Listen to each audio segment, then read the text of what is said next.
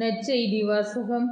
ஒருவர் முதல்வராக இருக்க விரும்பினால் அவர் அனைவரிலும் கடையராக இருக்கட்டும். மார்க் எழுதிய தூய நற்செய்தியிலிருந்து வாசகம். அதிகாரம் 9, இறைவசனங்கள் 30 முதல் 37. இயேசுவும் அவருடைய சீடர்களும் மலையிலிருந்து புறப்பட்டு கலிலேயா வழியாக சென்றார்கள். அது யாருக்கும் தெரியக்கூடாது என்று இயேசு விரும்பினார். ஏனெனில் மானிட மகன் மக்களின் கையில் ஒப்புவிக்கப்படவிருக்கிறார். அவர்கள் அவரை கொலை செய்வார்கள்.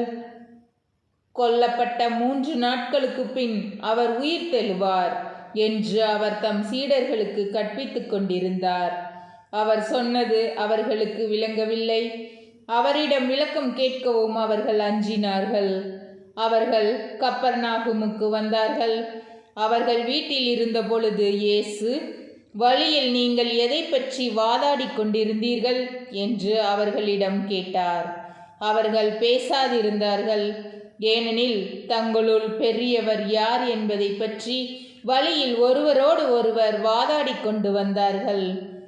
அப்பொழுது அவர் அமர்ந்து 12 கூப்பிட்டு அவர்களிடம், ஒருவர் முதல்வராக இருக்க விரும்பினால் அவர் அனைவரிலும் கடைசியானவராகவும் அனைவருக்கும் தொண்டராகவும் இருக்கட்டும் என்றார். பிறகு அவர் ஒரு சிறு பிள்ளையை எடுத்து அவர்கள் நடுவே நிறுத்தி அதை அரவணைத்து கொண்டு, இத்தகைய சிறு பிள்ளைகளுள் ஒன்றை என் பெயரால் ஏற்றுக்கொள்பவர் எவரும் என்னையே ஏற்றுக்கொள்கிறார். என்னை ஏற்றுக்கொள்பவர் என்னை மட்டுமல்ல, என்னை அனுப்பினவரையே ஏற்றுக்கொள்கிறார் என்றார். ஆண்டவரின் அருள்வாக்கு. கிறிஸ்துவே உமக்கு புகழ்.